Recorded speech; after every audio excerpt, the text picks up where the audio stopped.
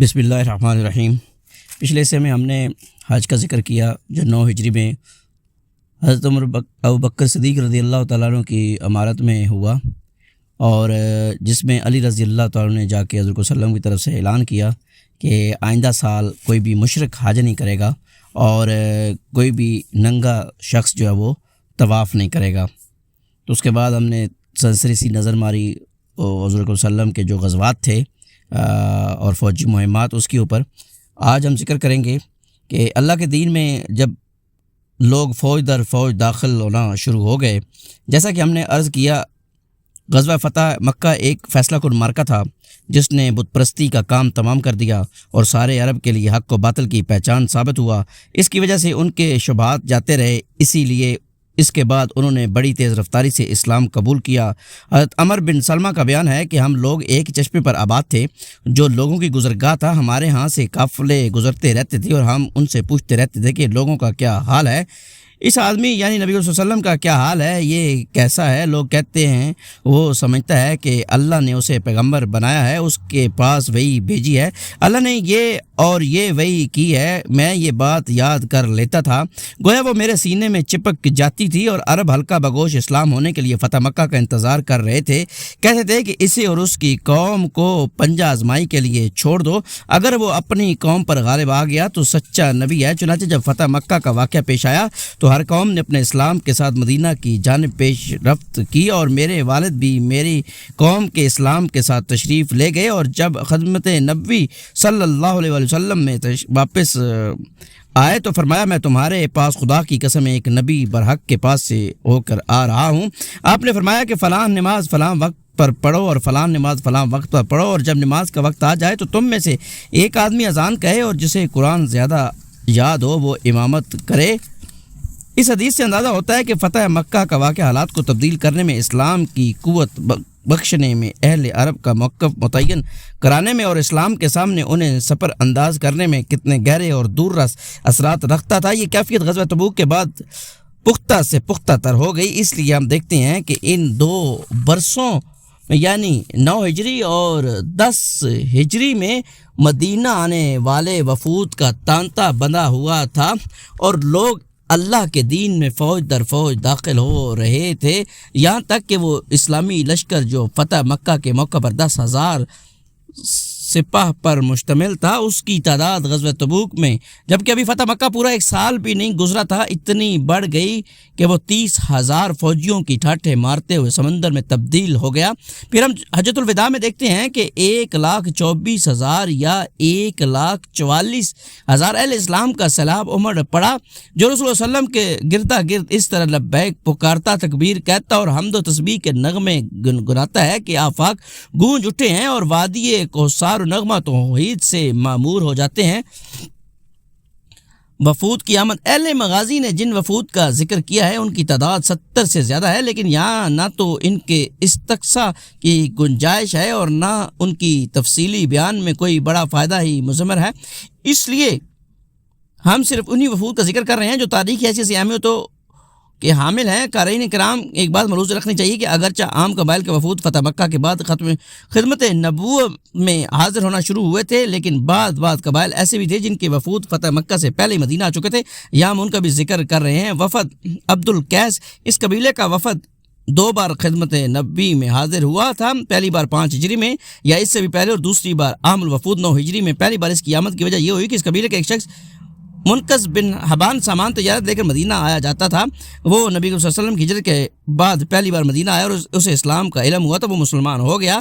وہ نبی صلی اللہ علیہ وسلم کا ایک خط لے کر اپنی قوم کے پاس گیا، ان لوگوں نے بھی اسلام قبول کر لیا اور ان کے 13 یا 14 آدمی کا ایک وفد حرمت والے مہینے میں خدمت نبی میں حاضر ہوا۔ اس دفعہ اس وفد نے نبی صلی اللہ علیہ وسلم ایمان و مشروبات کے متعلق سوال کیا۔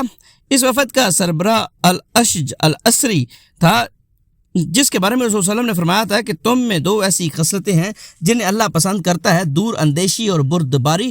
دوسری بار اس قبیلے کا وفد جیسا کہ بتایا گیا وہ وفود والے سال میں آیا تھا، اس وقت ان کی تعداد 40 تھی، اور ان میں علماء بن جارد عبدی تھا جو نصرانی تھا لیکن مسلمان ہو گیا اور اس کا اسلام بہت خوب رہا۔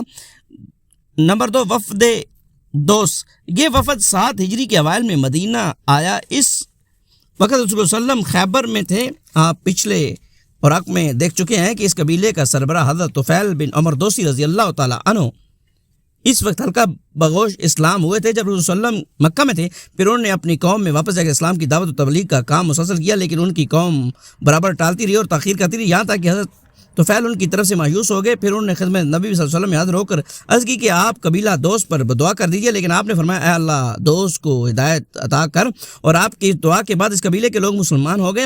اور حضرت طفیل دوسی اپنے قوم کے 70 یا 80 گھرانوں کی جمعیت لے کر 7 ہجری کے اوائل میں اس وقت مدینہ ہجرت کے جب نبی صلی اللہ علیہ وسلم خیبر میں تشریف فرما تھے. اس کے بعد حضرت طفیل دوسی نے آگے بڑھ کر خیبر میں آپ کا ساتھ پکڑ لیا. فروہ بن عمر جذامی کا پیغام رساں. حضرت فروہ رومی سپاہ کے اندر ایک عربی کمانڈر تھا. انہیں رومیوں نے اپنے حدود سے متصل عرب علاقوں کا گورنر بنا رکھا تھا.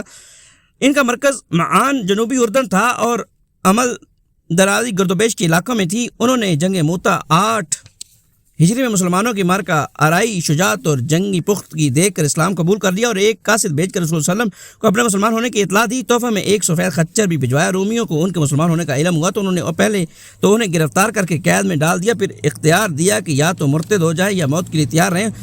انہوں نے ارتاد موت پر ترجیح دی، چنانچہ انہیں فلسطین میں افرا نامی ایک چشمے پر سولی دے کر ان کو موت کی نیند سلا دیا. وفد صدا، یہ وفد 8 ہجری میں جو رانا سے رسول صلی اللہ علیہ وسلم کی واپسی کے بعد حاضر خدمت ہوا.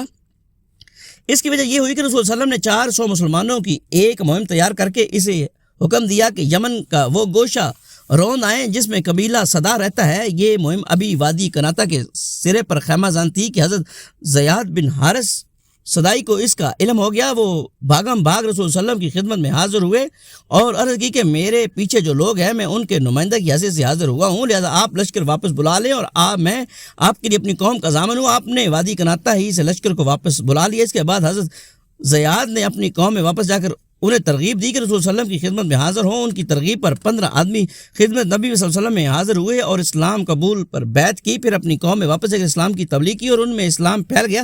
حجۃ الوداع کے موقع پر ان کے 100 آدمیوں نے رسول اللہ صلی اللہ علیہ وسلم کی خدمت میں شرف باریابی حاصل کیا.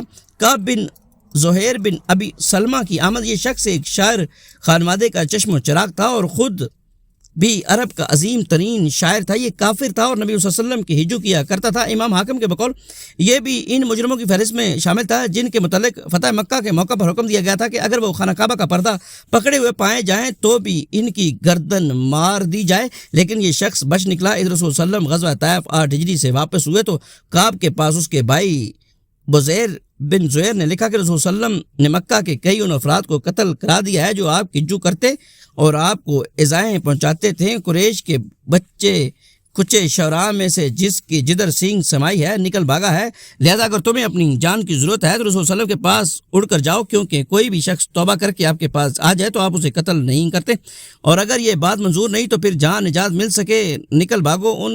اس کے بعد دونوں بھائیوں میں مزید خط و خطابت ہوئی جس کے نتیجے میں کعب بن زہیر کو زمین تنگ محسوس ہونے لگی اور اسے اپنی جان کے للے پڑتے نظر آئے. اس لیے آخر کر وہ مدینہ آ گیا اور جوہینہ کے ایک آدمی کے یہاں مہمان ہوا. پھر اسی کے ساتھ صبح کی نماز پڑھی.